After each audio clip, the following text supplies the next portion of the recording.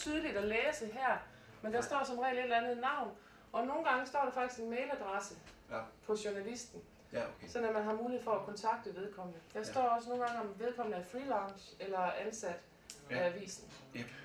Så man starter med facis og slutter med resultatet.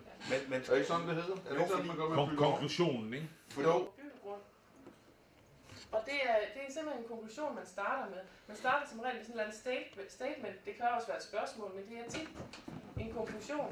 Og man ser det jo rigtig tydeligt på Ekstrabladet og BT på deres smørbrødssedler uden for kioskerne. Det er igen det her, man har erfaring for. Det er der, man skal fange læseren. Det er der, man skal... Resten, det bliver bare sådan noget, man lige... Så er der faktisk kun 5% tilbage. Der læser tilbage. Jeg læser i bunden, Mens der er en konklusion deroppe. Så, men skal jeg blive ved?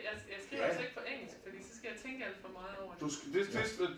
Vi kan ikke forlange urimeligheder. Nej, nu, for det her det er jo lige meget, fordi det er bare situationen. Men så skal vi bare komme i tanke om de idéer, vi havde dengang, vi prøvede at komme med idéer til avisen. Jamen, vi havde jo spørgsmål til politikerne. Ja. Og så skal vi skrive, hvad var det? Resocialisering. Ja. Resocialisering. Emnet og resocialisering. Yes. Eller projektet, eller hvad vi kalder det. Hvorfor er den der sikkerhedsnål med?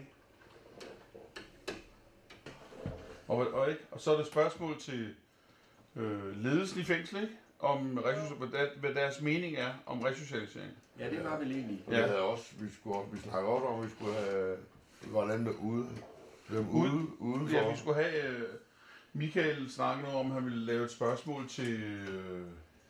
til folk uden for fængsel, ikke? Jo, altså det der med, at du ved at gå ud, hvad mener folk på gaden? Hvad mener folk på gaden om? Og det har jeg vel også gratis kaffe, men der vil jeg have et billede ind og lægge her. Og så står gratis kaffe. Jeg vil have et billede af en kaffekop. Det finder jeg oppe på internettet i aften. Hvor du sætter et billede af en kaffekop ind, og står der gratis kaffe. Det er som indledningen heroppe. Så vil jeg ligesom have et billede med ind. Ja. Men det eneste, du skal bruge tekstboksen til, det er faktisk tekst. Ja, men jeg kan jo godt lave, altså jeg vil selv ikke have... Fordi hvis du skriver i tekstboksen, så er det pisse ligegyldigt. Jeg har aldrig haft det. Jeg fik 2 år. Det jeg tænker på, det er der, hvor nu ved jeg, hvor vi skal bruge det. Hvis du skal sætte det ind i teksten, det er der, vi skal bruge det. Hvis du skal have billedet ind i teksten. Men det skal jo ingenting til. Altså. Det er det eneste sted i hele verden, du kan blive dømt med Den laver til tekst. Den laver du selv, ja. Den laver til tekstombrydning, mand. Det er nemlig skide. Fordi du ved nok, du har jo den der hedder tekstombrydning. Hvis du højreklikker på billedet, formaterer billedet, så har du jo layout. Der har du tekst.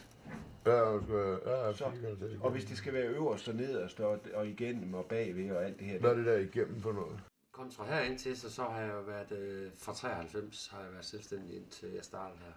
Som selvstændig bygmester. Bygmester, okay. Ja. Så alt inden for byggeri af private boliger, erhverv? Alt fra skiften flis til at lave etagebyggeri til projekter og til landbrugsbyggeri. Okay, så en bred vifte af opgaver og projekter. Jeg var så lige i 2 år, der var jeg afdelingsleder for K.G. Hansen og Sønner nede i Kolding. Okay. Hvor jeg havde 30 mand under mig dernede. Hold da op. Så. Ja, super. Mit næste spørgsmål er, hvorfor valgte du at søge ind for kriminalforsorg? Fordi det er jo unægteligt et skift i en helt anden retning, hvor man går ud fra. Ja, men der er jo selvfølgelig flere ting, der spiller ind i den. Det er jo sådan noget med, at man bliver ældre. Jeg havde ikke søgt den, dengang jeg var 25.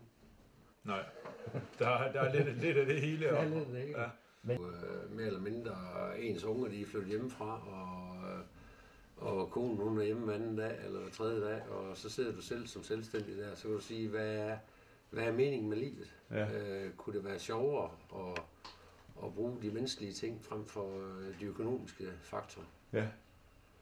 Mit tema, eller hovedtemas opgave, det er at som vi kan sige nu, hvor vi har masser af sygdom, og folk de ikke har lyst til at komme på arbejde, der vil jeg skide gerne have den vendt sådan, at den indsatte har lyst til at komme ned til mig. At det er det, der motiverer. At det er, at jeg har noget og kan tilbyde ham, som motiverer ham til at se ned til mig. Det er jo forskel på, om det er sådan et billede her, eller det er det er et af de her store billeder, ikke også? Ikke? Ja. Og I skal jo tænke lidt i formen, når I beskærer, ikke også? Ikke? Ja. Fordi altså her vil du jo beskære den. Lad os nu sige det, vi vil have på heroppe, ikke? Så vil vi jo gå ind, beskære heroppe, og så trækker I en eller anden beskæring ud over her, ikke? Sådan nogenlunde der, ikke? Måske kan vi godt endda lave den lidt tættere. Bare tage fat i hjørnerne der, ikke? Og, og det skal være nogenlunde firkantet, ikke? Dobbeltklik. Og så har I størrelsen, ikke? Ja. Og det normalt, altså det er faktisk et pissegodt billede, fordi det er skarpt og alt muligt, ikke? Normalt så gør vi egentlig ikke mere ud af at sige beskæring, og så går vi ind faktisk og tager en lineal og måler, ikke? Hvor bredt er det her billede? Det kunne være ret smart, hvis vi havde en lineal nu, men det har vi ikke lige. Og så går I ind og siger image resize. Og lad os sige, det er 5 cm i bredden. Enten højde eller bredde, ikke? Så går I ind og siger, I stiller den print size.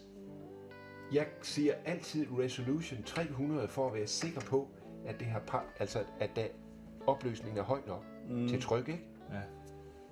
Og så siger I, at hvad skal det være? Den er stillet til centimeter. Lad os sige, at vi skal have en bredde på 5. Ikke? OK. Ikke? Ja.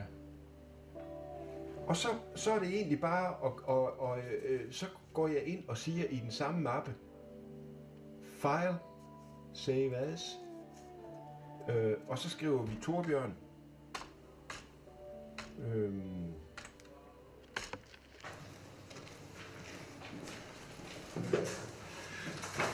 Det er sjovt.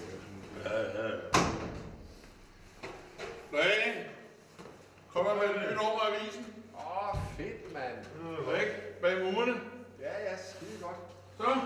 Så er der afleveret ud. Ja, jeg tager lige mine bananer på lov til at blive liggende. Så. Værsgo. Tak, det var super. Det laver godt. Det er kanon. Det er nemlig rigtig godt. Ja. Og uddannelsestema og Ja, det er det hele. Og mennesker og fyraftensmøde. Ja. Det hele er der. Og mennesker bag forbrydelsen. Behandling. Ja. Udtalelse fra Fællestagsmanden. Og behandlingen om behandlingssted i huset i Sønder Omme. Det er der her. This finished article here. Do you think we have chosen the right headline for this one? Will it be interesting enough for people to read? Yeah. I think so.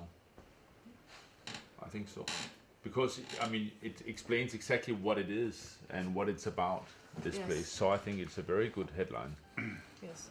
And do you think the pictures are needed in this article, or could we leave them out? No, they should be there, definitely. Also, they are very catching because of the colors, and it shows the people who are behind in the article. Yes. Yeah. Yes, you're right. And there's no doctors in there. It's normal people and normal clothes. So you don't have the prison guard, and you don't have inside. You have to go to the hospital to get treatment. Yeah. No, that's right.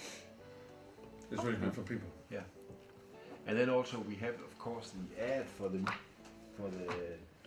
Christmas number. This was the autumn edition. Yes. And then we have, of course, For the the ad Christmas for edition. the Christmas edition also.